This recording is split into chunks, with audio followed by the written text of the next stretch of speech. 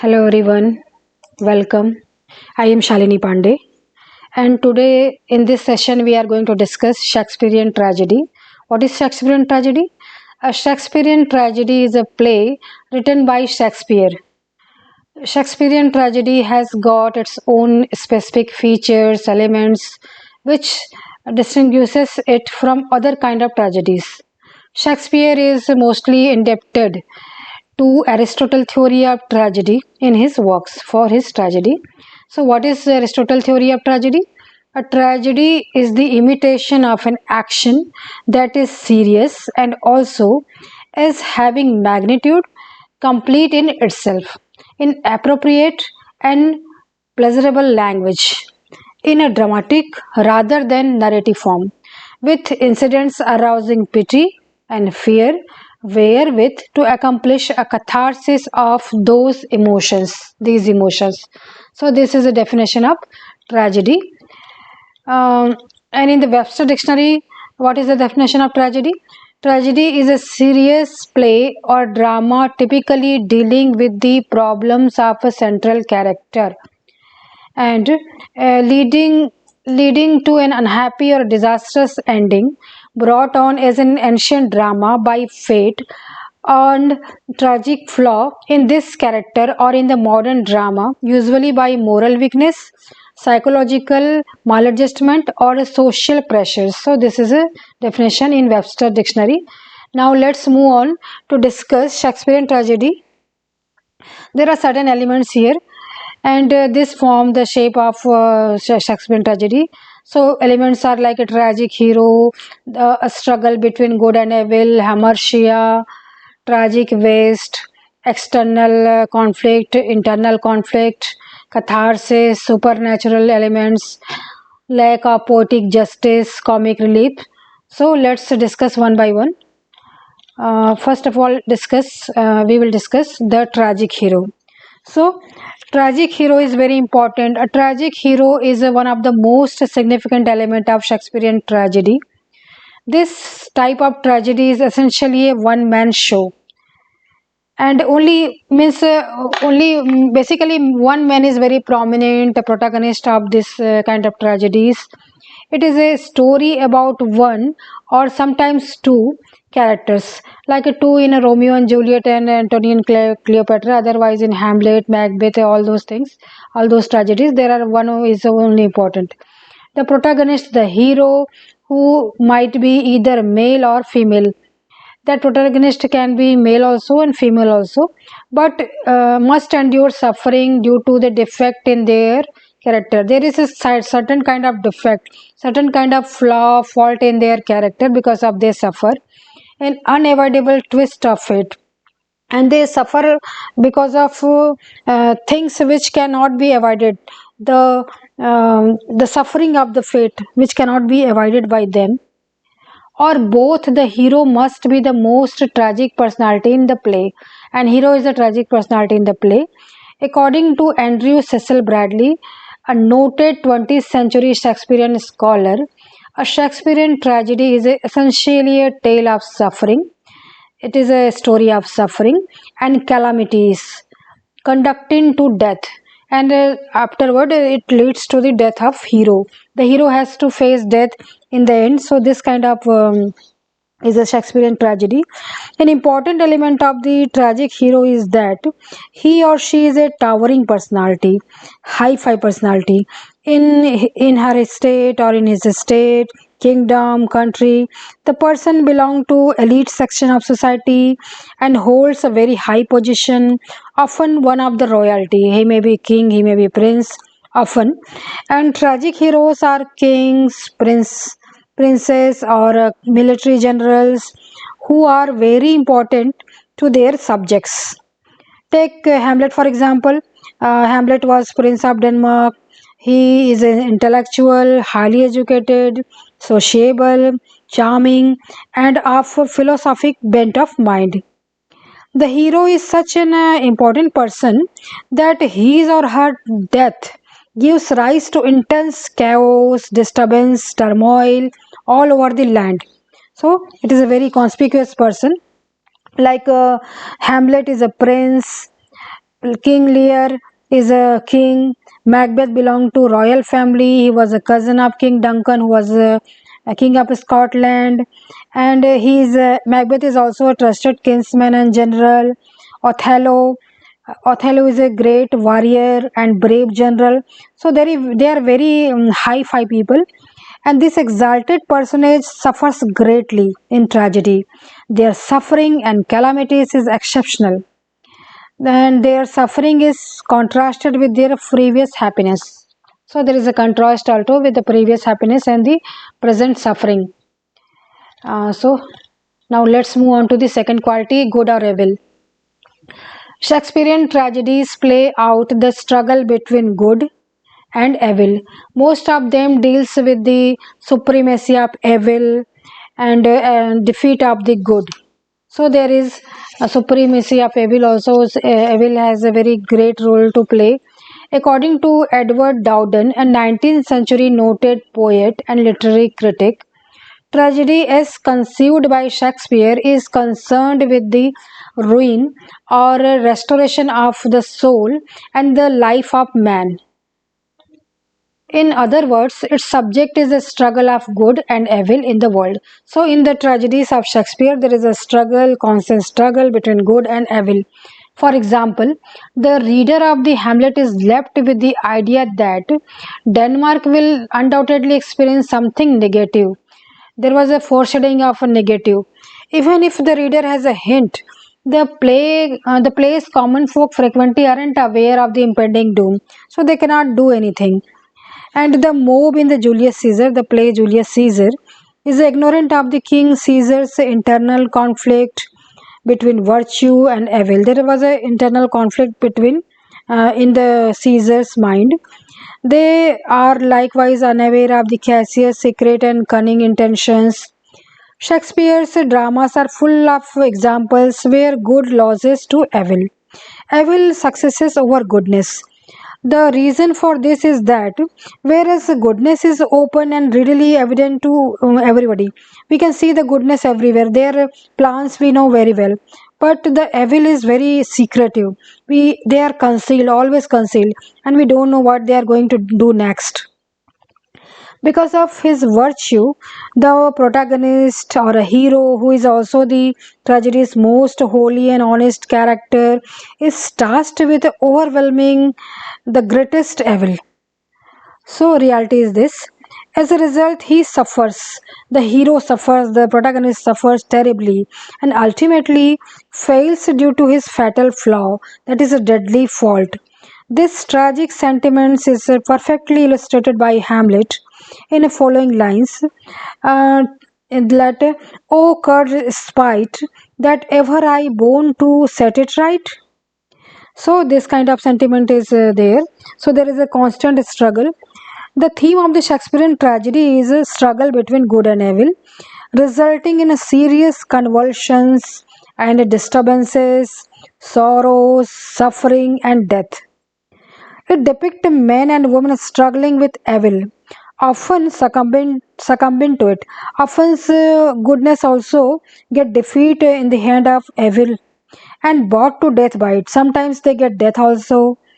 Through their heroic struggle, we realizes the immense spiritual potentiality of man. We realizes that how spiritual is man, how potential is man. It is for this reason that Charlton is a critic, calls Shakespearean tragedy the apotheosis or a glorification of the soul of man. So he calls that Shakespearean tragedy is a glorification of soul of man. It also for this reason that it never leaves behind a depressing effect. We are not depressed by reading Shakespearean tragedy or watching them. It soothes, it consoles and strengthens. It strengthens the reader despite all this struggle between good and evil. So now let's move on to the next quality, that is hamartia. Hamartia is a Greek word for sin or error, which derives from the verb hamartine. Hamartine is a verb meaning to err, to mistake, to miss the mark. Now hamartia Then is a tragic fault of the hero. It is yet another crucial component of tragedy by Shakespeare. Every hero has a fault in their character that causes them to fail. There are some qualities because of the hero fail. A.C. Bradley, who asserts the calamities and catastrophe follow inevitable from the deed of a man, and the main source of this deed is character. So, because of that, they fall. There is a certain kind of thing is there because of they fall. Hamartia. So, as a result of the fatal flaw, the hero falls from the high position, which usually leads to his or her unavoidable death. The untimely death of Hamlet is a result of his faulty judgment. He had a faulty judgment, and inaction is a prime illustration or example of hamartia, that he has a tendency to put things off. That is called procrastination. Hamlet always put things to the future, that I will do it later on, and in this way things were uh, set for the future. So the tragic hero has a certain kind of fault. He has a marked one-sidedness, a strong tendency to act in a particular way. They are all driven in some one direction by some peculiar interest. They have some peculiar interest, object, passion, or a habit of mind. A.C. Bradley referred to this trait as a tragic flaw. Thus, Macbeth has a vaulting ambition. He was a very ambitious person. Hamlet had a noble inaction. Othello, credulity. He believed everybody. He believed sayings of anybody. And rashness. He was very rash. So, in this way, we can say that there is a contrasting qualities between Hamlet and Othello. Hamlet was had a noble inaction, and Othello had rashness in action, and Lear, the folly and fondness of old age. So Lear was a very old king, so he has a fondness and the folly of the old age. So owing to this fault, the flaw of the character, the tragic hero falls from greatness. He errs, and his error joining with the other causes bring on him ruin. In this kind of is that, so there is a character is destiny. We can say that the character of the hero is responsible for his action, and from this point of view they appear to be instruments shaping their own destiny, so they are responsible for their own fall. Now let's move on to the fourth element, that is a tragic waste. In Shakespearean tragedy, the hero usually dies along with the adversary, along with the enemy. The death of the hero is not an ordinary death. It includes the loss of exceptionally intellectual, honest, intelligent, noble, and virtuous person. So that hero is a very noble person, virtuous person, and he gets vested in that tragedy. In a tragedy, when God is destroyed along with the good is destroyed along with the evil, the loss is known as tragic waste. There is always a terrible loss of goodness in Shakespearean tragedy. The tragic squandering of the Hamlet is a prime example. Even though Hamlet is successful in driving evil out of Denmark, his efforts cost him his life. In this instance, both good and evil, that is in Hamlet, are eliminated.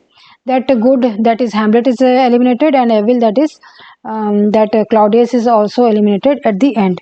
So this is the quality of tragic waste, we can say. And now let's move on to the tragic waste, and it's elaborated. The tragic hero is a genius, a great warrior, or exceptionally honest and a virtuous person, but all these exceptional human materials suffer and is wasted. Hence, it is a Shakespearean tragedy leaves us behind a feeling of a very strong impression of waste. At the close of the tragedy, the evil does not triumph, it is expelled, but the cost of much that is good also. So that is a lot of goodness is also expelled and wholly admirable. For example, the fall of Macbeth not only means the death of evil in him, but also the waste of much that was essentially noble in him. It is a fitness of things that Iago be punished. Iago was a character, villainous character from the Othello, so he was punished. But it also lead to the ruin of good representation of Desdemona and Othello. So in Othello, Desdemona was a very innocent lady. She was killed by Othello himself, and Othello killed himself. So in this kind of goodness of West is also there. So also is a Hamlet and the King Lear. Hamlet is also killed along with his mother, along with his uncle. And in King Lear also, the lovely daughters is killed. That core Carolina. The good is destroyed along with the evil. There is a no tragedy in expulsion of evil. The tragedy is that it involves the waste of good. If there only the evil is wasted or getting dead, there is no tragedy. It can be tragedy only if it involves the waste of good. Then we can call it tragedy. So this quality we have discussed now. Now let's move on for the next quality, that is conflict. There is a conflict in another imperative element of the Shakespearean tragedy. There are two types of conflict: external conflict and internal conflict. So external conflict play a very vital role, very important role in tragedies of Shakespeare. External conflict cause internal conflict, and in the mind of the tragic hero, every tragic hero is in Shakespearean play is confronted with the external conflict and thus be addressed. Hamlet, for example, is confronted with the external conflict and internal conflict both. In the shape of his uncle Claudius, he has to take revenge, but as a result of his uncle craftiness and effective security, his delayed his revenge is delayed, and he suffer from internal conflict also. Hamlet isn't able to translate into ideas into action. The external conflict give rise to the internal conflict, which hinders Hamlet from taking any action. Now, talking about internal conflicts. Internal conflict is one of the most essential element in the Shakespearean tragedy. It referred to the confusion in the mind of hero. Internal conflict is responsible for the hero's fall along with the fate or destiny. Fate or destiny also play a very important role in Shakespearean tragedy. The tragic hero always faces a critical dilemma. He is in two minds: I will do this or not, I should kill Claudius or not. Often he cannot make a decision, which result in his ultimate failure. Again, Hamlet is a perfect example. He is usually a doer, but over the course of play, his indecision and frequent philosophical hang-ups create a barrier to action. Internal conflict is what causes Hamlet to spare the life of Claudius while he is praying.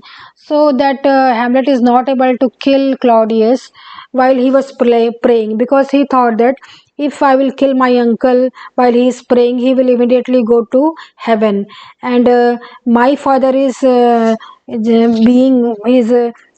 roaming like a ghost, and he will go to that my uncle will go to heaven if I will kill him while praying. So he procrastinated his killing in this way. So there was always a conflict. The action of the Shakespearean tragedy always develops through a conflict. This conflict is both external and internal. It may be between two persons or a group of persons representing opposite interest. The hero is one of the two persons or belongs to one of the two groups. This is an external conflict. There are also be a internal struggle. There is also always an internal struggle also in the mind of the hero between the two opposites ideas or interest which pull him different directions, so that the hero is torn and divided within himself. That hero suffers and agonies of hell. As a dramatist art matured, the conflict became more and more internal, and in the this way the soul of the hero is laid bare before us. We see the tortured soul of Hamlet. We see the tortured soul of King Lear and Macbeth and Othello also. This spectacle of suffering is terrible and heartrending and arouses the emotion of pity and terror. The two tragic emotions, according to Aristotle, which are very important for the tragedy. A Shakespearean tragedy is a truly cathartic. That is, it purges the reader of the emotions of pity and terror.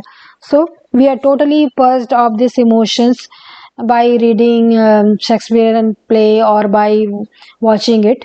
Now, let's discuss about the sixth quality, that is catharsis. Catharsis is a remarkable feature of Shakespearean tragedy. It refers to the cleansing of the audience's pent up emotions. In other words, Shakespearean tragedy helps the audience to feel and release the emotions through the aid of tragedy. Our emotions are released with the help of tragedy. When we watch a tragedy, we identify with the character and take their losses personally. A Shakespearean tragedy gives us an opportunity to feel pity for the certain character and fear for the another, almost as if we are playing the role of ourselves. We have a great sympathy for that hero.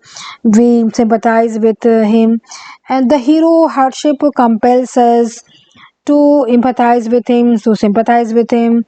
The villain's cruel deeds cause us to feel wrath and anger towards him. Tears flow freely when we saw hero like Hamlet dies. We don't want Hamlet to die.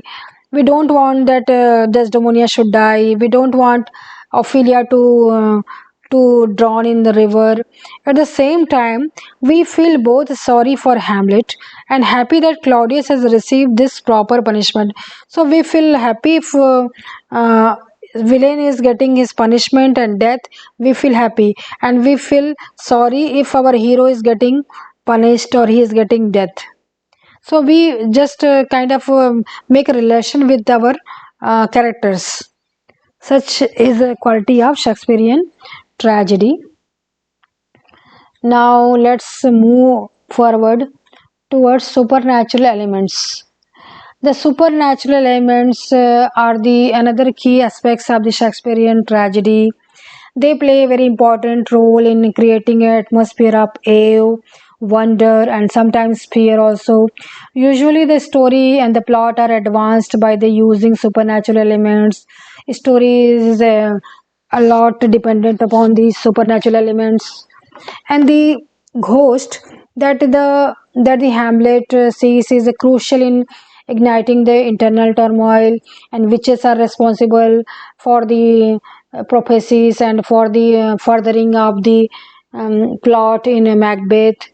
The ghost informs Hamlet that his father was murdered and by his uncle Claudius and charges him with the exacting retribution, that you must take revenge for my death. It was a ghost who instigated Hamlet that you must take revenge. So in this way, story progressed, similar to how the witches in the Macbeth are crucial to the storyline. Witches are very important. The witches were the one that pursued Macbeth to commit murder in order to take the Scottish crown. Although they have not pursued it in a direct way, but they have made such a prophecies that that ambition was there in his heart, and by listening to the prophecies of witches, Macbeth decided to kill Duncan, King Duncan, to get his throne. So this element is very very prominent in Shakespearean play. The the supernatural ghost and the witches, the supernatural element is not a mere illusion of the hero. The witches in Macbeth and the ghost in Hamlet have an objective existence as they are seen by others also. Further, the supernatural does contribute to the action also, to the progression of action, and in often is a indispensable or a very important part of the plot, but it is always placed in the closest relation with the character. It is closely connected with the character also.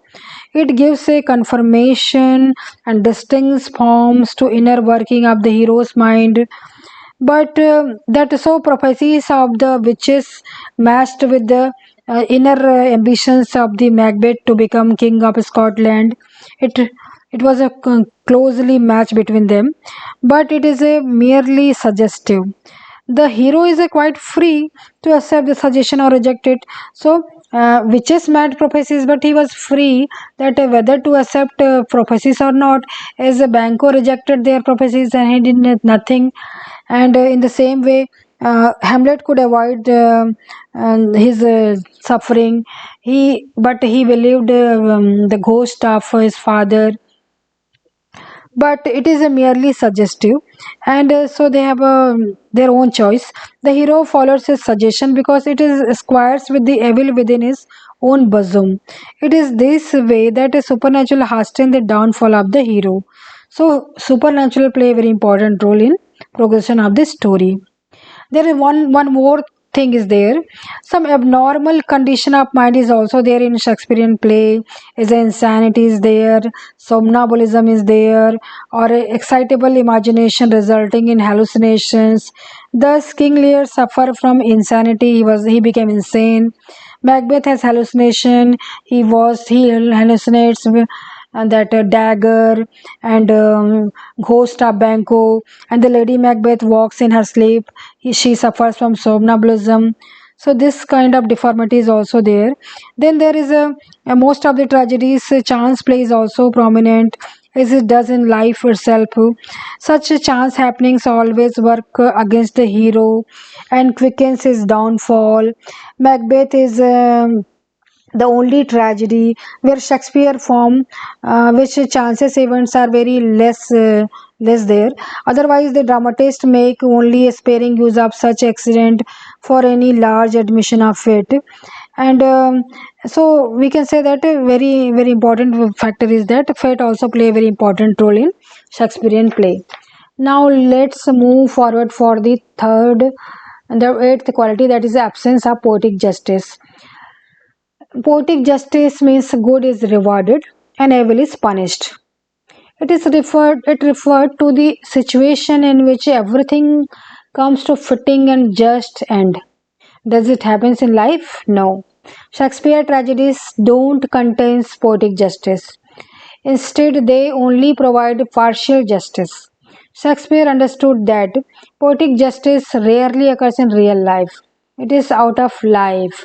We can see only in fiction the poetic justice, but real life is not just everything is good or bad. Good deeds frequently go unrewarded, and immoral individuals frequently enjoy life to the fullest with no retribution. So, this kind of things happens in Shakespearean play. And so we can say that Shakespeare time saw do good or have good is an outdated ethos, which is why his plays lack any poetic justice. Good is crushed along with the evil. Hamlet dies along with the Claudius. Hamlet is killed and Claudius is also killed. He was writing tragedy, and tragedy would not be a tragedy if it were not a painful mystery. So there is a tragedy, it had to be some peculiar mystery. But the ultimate power, that is ultimate God, is just and moral in the sense that it shows itself favorable and partial to good and inimical to evil, and that evil is always destroyed in the end. All the disturbances and convulsions and turmoil are produced by the evil in the Shakespearean play. The ultimate power react against this violently and relentlessly. So this kind of things happen in Shakespearean play. When it is expelled and destroyed, the moral order expels and they destroy a part of itself also. But together with the evil is also destroy. We have already noted about that. A part of good also. And why it is so? Because Shakespeare was writing tragedy, and tragedy would not be tragedy if it were not a painful mystery. So it must be expulsion of good also. Then only can it will be tragedy. Now let's move forward for the comic relief. Comic relief. What is there? Comic relief is our final key point. Shakespeare didn't write tragedies in the same manner that his classical contemporaries did, like Ben Jonson did, who just differentiated between comedy and tragedy. Comedies were in different section and tragedies were in different section. Shakespeare mingled them. Roman and Greek authors also avoided using comic relief. They did not use any comedy in tragedy. But Shakespeare was not like that. Shakespeare was educated from direct from nature, direct from life. He didn't had a university education. He didn't care for the three unities of action. He didn't care for the that rules of the tragedy. He just cared for the reality of life. Shakespeare, however, intended to do occasionally lightens the mood and soothe the reader's anxiety. He wanted to soothe anxiety of readers, so he introduced comic scenes in tragedies also.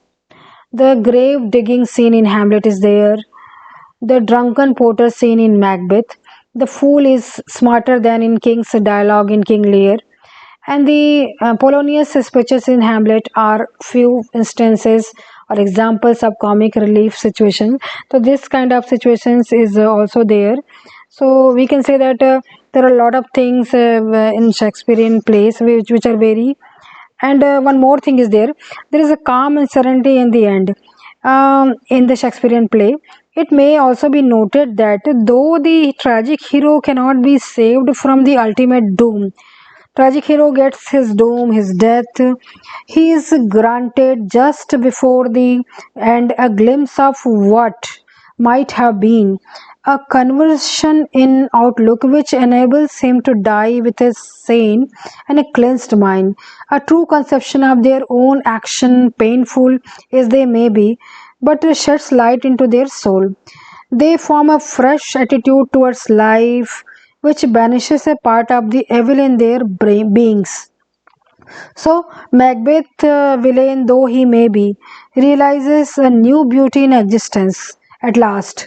When he thinks of all that might have been the friends, the esteem, and the sincerity with which by his own action he has lost. So he was regretting at the end of his life that why I had been such an ambitious person, why I became like that.